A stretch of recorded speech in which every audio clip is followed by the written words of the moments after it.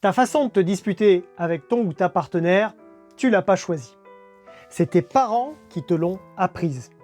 Il y a 20, 30, 40 ans, bien avant ta première dispute de couple, ils t'ont montré, sans un mot, juste en réagissant devant toi, comment on encaisse une blessure et comment on exprime sa colère.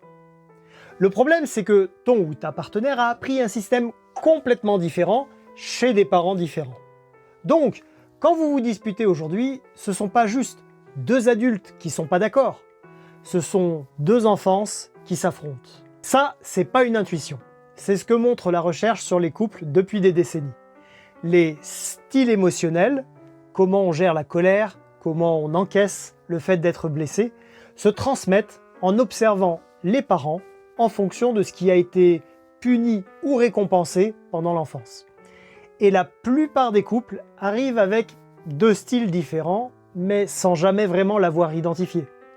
Le résultat, c'est qu'il y a de l'incompréhension, de la confusion et beaucoup de disputes qui ne sont au fond pas vraiment des désaccords de fond, mais des chocs de méthode. Première chose à comprendre, se sentir blessé par son ou sa partenaire, c'est pas un signe que ça va mal. Mais c'est justement ce qu'on fait de cette blessure qui va décider si elle rapproche ou si elle détruit. La réaction la plus courante, c'est la nier. Non, non, ça va, c'est rien. Ou la masquer, se fermer, partir dans le silence. Ou, à l'inverse, la transformer en attaque. Donc, dans les trois cas, le partenaire en face ne voit jamais la vraie blessure. Il voit soit un mur, soit une agression. Il ne peut pas réparer ce qu'il ne voit pas. Mais il existe une autre option, plus inconfortable sur le moment et beaucoup plus efficace sur la durée. Dire la blessure directement, calmement, avec douceur, sans l'habiller en accusation. Ce que tu as dit tout à l'heure m'a blessé. Point. Donc, ça, c'est déjà une compétence. Pas un trait de caractère qu'on a ou qu'on n'a pas. Une compétence qu'on peut construire. Et ça nous amène à la colère. Parce que la colère, c'est là que ça se joue le plus fort dans un couple. Il y a la colère qui détruit, ce que la recherche appelle parfois la colère sale, le silence glacial pour punir, les portes qui claquent, les attaques qui visent la personne et pas le comportement. T'es vraiment égoïste, plutôt que ça m'a blessé quand tu as fait ça. Cette colère-là, elle ne construit rien, elle corrode. Mais, et c'est contre-intuitif, l'objectif n'est pas de supprimer la colère. Beaucoup de couples pensent qu'un couple sain, c'est un couple qui se met jamais en colère. C'est faux et c'est même dangereux. Ça pousse à tout avaler jusqu'à l'explosion ou jusqu'à la distance émotionnelle totale. Donc, ce qui compte, ce n'est pas éteindre la colère, c'est savoir ce qu'elle cache. Souvent de la peur, de la solitude, un sentiment d'humiliation, et l'exprimer avec une forme de responsabilité. Je reste dans le respect de moi, de l'autre, et je cible ce que tu as fait, mais jamais qui tu es. Concrètement, 4 choses changent tout. Le temps de pause.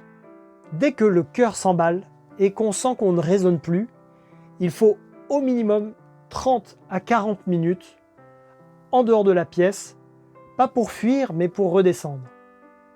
Deuxièmement, les messages en « je ». Je me suis senti mis de côté, plutôt que tu m'ignores toujours. La différence paraît minuscule à l'oral, et pourtant elle est énorme dans la manière dont l'autre la reçoit. L'un ouvre une conversation alors que l'autre déclenche une défense. 3. La respiration avant de parler. Quelques secondes avant chaque phrase difficile, pour ne pas parler depuis l'urgence. Et 4. Cibler le comportement et jamais la personne. Ça m'a blessé que tu arrives en retard sans prévenir. Et non pas « tu es irrespectueux ». Ce sont 4 outils simples, aucun ne demande un diplôme de psychologie, mais ce qui demande de l'entraînement, c'est de s'en souvenir au moment exact où on en a le moins envie. Et c'est là qu'on arrive au vrai sujet, celui que la plupart des gens ratent, c'est que l'amour, c'est pas un sentiment qu'on a ou qu'on n'a pas. L'amour, ça semble être un nom en français, N-O-M, et pourtant c'est un verbe, parce que c'est une action répétée, y compris et surtout les jours où on ressent de la colère ou de la déception. C'est le fait de rester curieux de ce qui rend l'autre heureux année après année, plutôt que supposer qu'on le sait encore. Donc non, ta façon de te disputer n'était pas la tienne au départ, mais la façon dont tu choisis de la faire évoluer à partir de maintenant, elle t'appartient entièrement. Si tu veux savoir où en est réellement ta relation sur ces compétences émotionnelles, pas une impression, une vraie photographie qui part d'un questionnaire scientifique validé.